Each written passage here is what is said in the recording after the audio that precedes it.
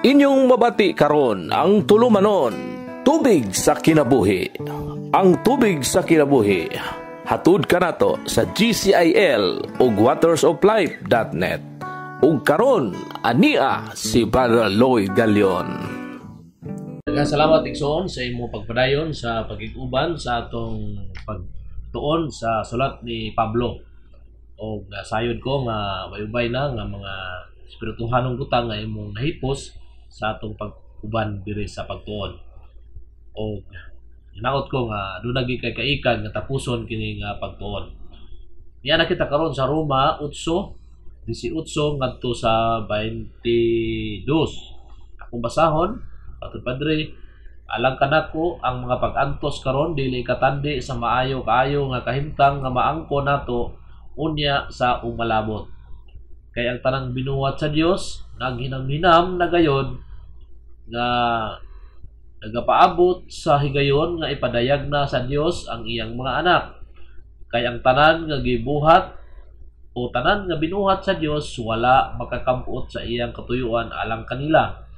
Nahitabo kini dili tungod sa ilang kagalingong kabubuton o dili tungod kay mao kini ang pagbuot sa Dios. Apan may paglaom pa kay moabot ang adlaw nga ang mga binuhat sa Dios maluwas gikan sa pagka madunuton o mahimutang mga nindot kaayo nga kagawasan sa mga anak sa Dios. Mao kini ang pulong sa Dios ug sa bersikulo 22 matud pa dire nasayra nato nga hangtod karon ang tanan nga binuhat sa Dios nag-agulo sa kasakit sama sa babae nga mga nakay. Okay? So mo ni ang pulong sa Dios, no? So kini atong hisgutanan karon ato kini hatagat sa title nga tulo kalahi nga pag-agulo. Si Pablo nga apostolis wala natagbaw sa iyang pagtuo ug sa iyang gugma sa Dios apan siya mipaabot ngadto sa pagkaadunahan sa atong paglaom sa Dios.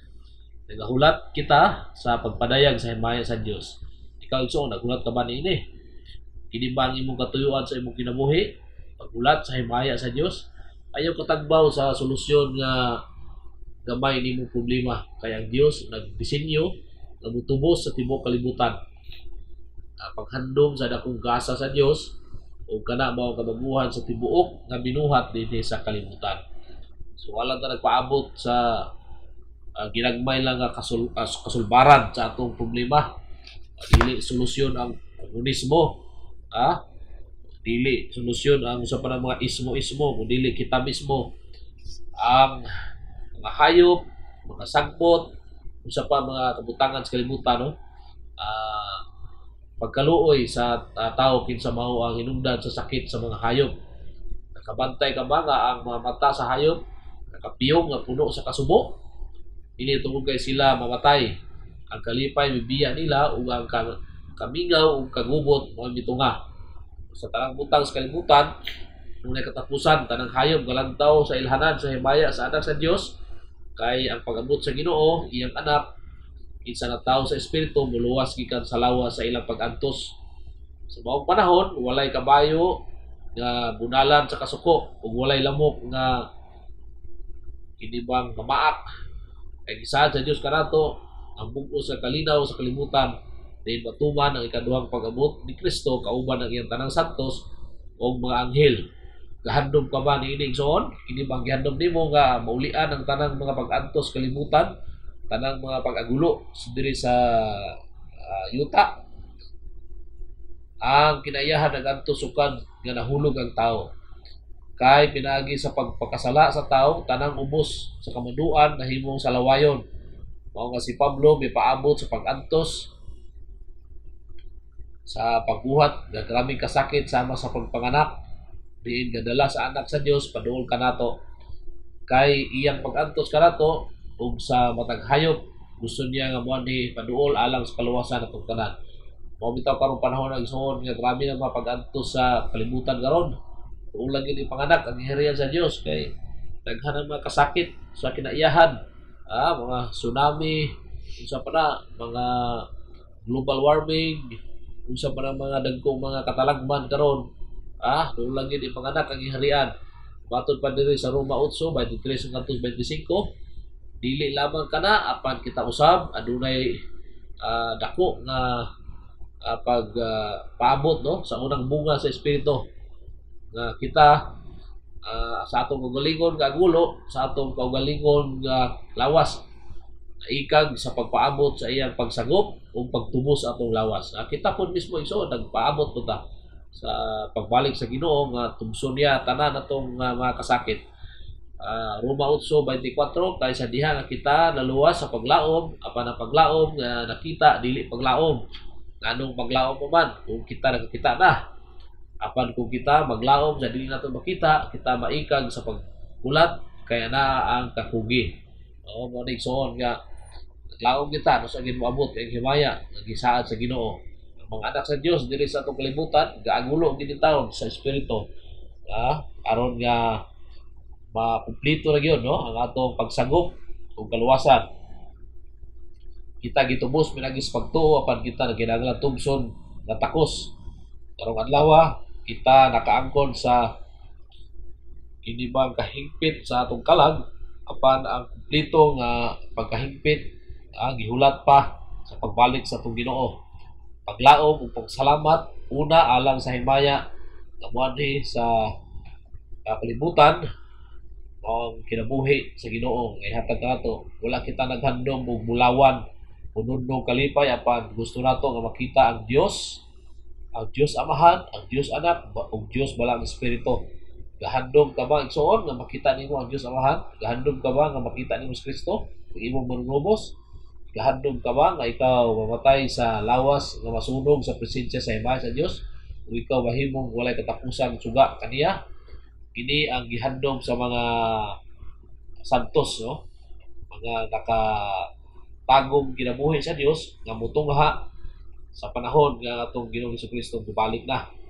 Kita nagkinahanglan sa daghang pasensya sa paghulat dinhi sa kalibutan. Kaya ang teknolohiya o pasensya nangita og mga pamaagi no nga matukod ang paraiso sa atong kalibutan. Apan ang balang espiritu garantiya nato nga ang umaabot nga himaya maamot gayud kini kung ipadayag na ang Dios. Mausab atud pa sa Roma 8:26 mausab ang espiritu mutabang sa atong kahuyang kay wala kita kabalo sa atong iampo nga angay natong buhaton apan ang espiritu mismo mao nay diya kanato mo'y nagagulo no sa dili nato masulti. Karon siya nagapangita sa kasing-kasing nga kabalo kung unsay una sa espiritu tungod kay siya gahimo pagpangamuyo sa mga santo sumala sa pagtugot sa Dios. Espiritu nga niya nato mo'y nagagulo para kanato igsoon. Ang balang espiritu nagantos sa atong bahuyang nga lawas, nagsubo ibabaw sa walay gahom sa pagkatao. Nabati nato ang kasakit diya sa atong nagluya nga mga pagampo, nagagulo sa atong kakulang sa kabalo. Nahimo kitang pagulanon sa kahuyang sa atong gugma, nahibulong anong wala kitay kusog. Espiritu sa Dios nagampo o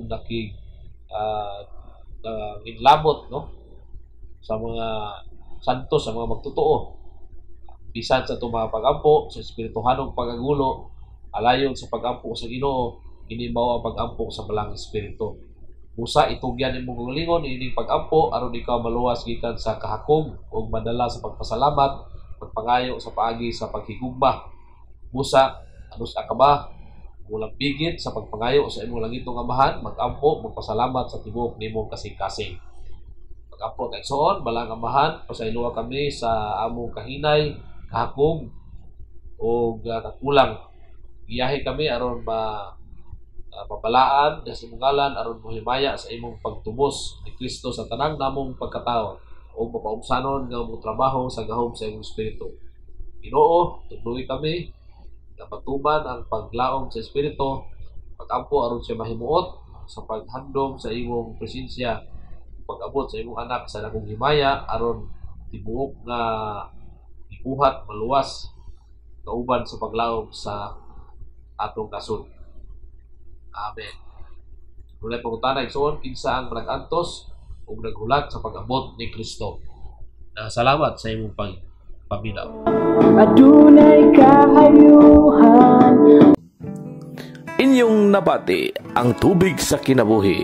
Kung aduna kamoy reaksyon, pangutana ug opinyon, i-text ka na sa 0908-426-7070 o kaha 0906-7909-298.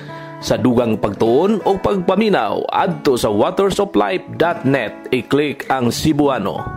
Daghang salamat sa imong pagpaminaw.